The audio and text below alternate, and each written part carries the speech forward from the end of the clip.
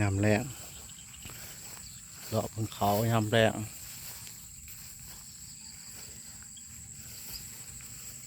โอ้ยหญ้าร้ายแค่ไรวะหญ้า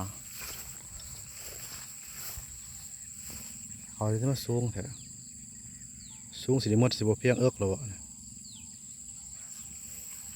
ก้มมดเลยเขาเนี่ย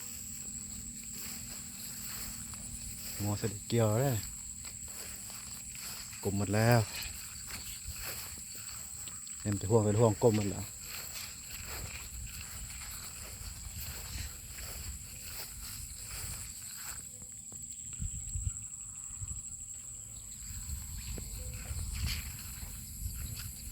ไว้แต่หญ้าทำไมจะใช้หญ้าหลายเดียวเหรอ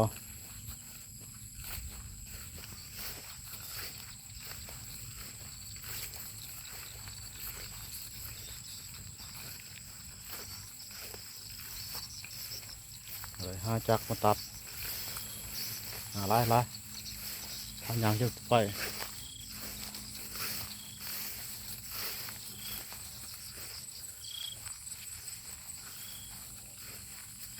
โดนลงมาเลยมาจอบ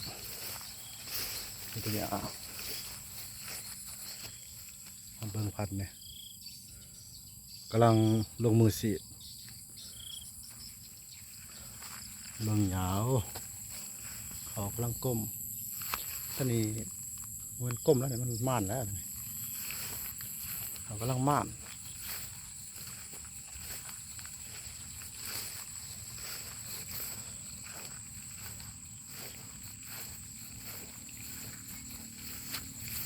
เขาสวมตายเมื่อเขาสวม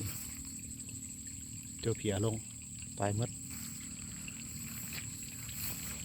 เดินเดินเลยก็ลง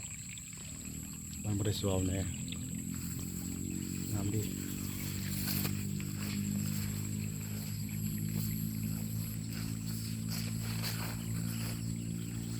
เขาหน้าปลาแ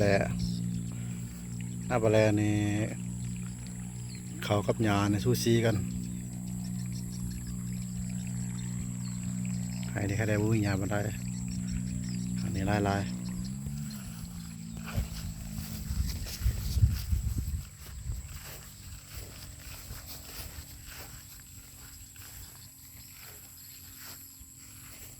กำลังกลมโต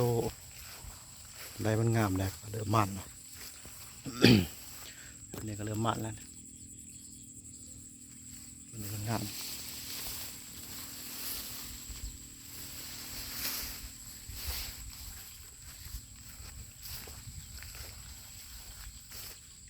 กลมหมดแล้วเบื้องในนี่จะเขายักหญ้าในบูหูนะมันหญ้าเลยมันเขากันแท้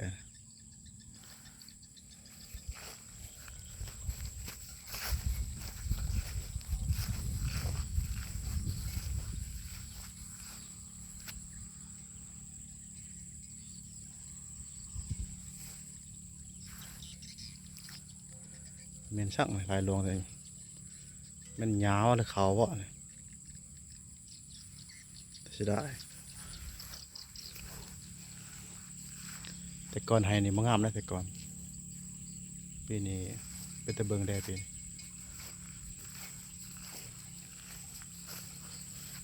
งามกว่าปีแล้วนี่เขาปีแล้วเขาขี้ร้ายปีนี้เพื่อให้เป็นตะเบิงเลย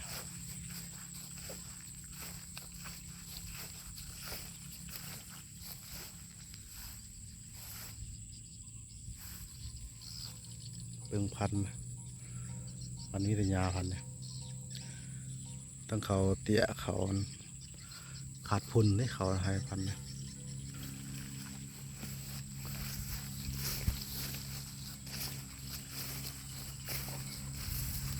เริ่มห่านเริ่มถอกน้ำแล้วก็ถอกตัวม่านกับม่านตัวก้มกับก้มลายซ้ำตัวเขาลายซ้ำวันเดียวให้จักมาตัดคันธนาเนี่ยมันเบิ่งมันเป็นตะเบิ่งเลยอะไรเป็นเขาอะไรเป็นหญ้าสิได้ที่หายตัวเนี่ยบนซ้อมเนี่ยใต้เมื่อบนซ้อมเนี่ย วันผสมเกี่ยวงา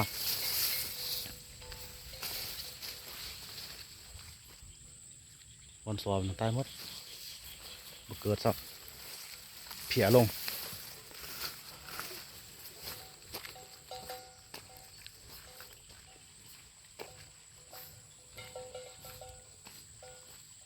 เสียแต่หายเดียวเนี่ยเดี๋ยวมันเดินจะหายเนี่ยอันนี้เรือพ่อเบิงหายเดียวกับพ่อเบิงหายเนี่ยแต่มันตายบนน้ำค้างเนี่ยแต่อันนี้ตายบ่เกิดนั้นก็โอเคเดี๋ยวนอนอ่อนยามแรง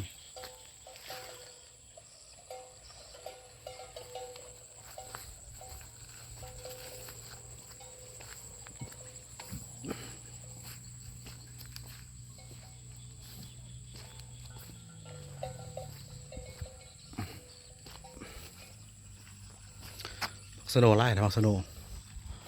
ปุ้ยปลาซิวออมปลาซิวจำเขามันลายเป็นดงอยู่ผักสโนว์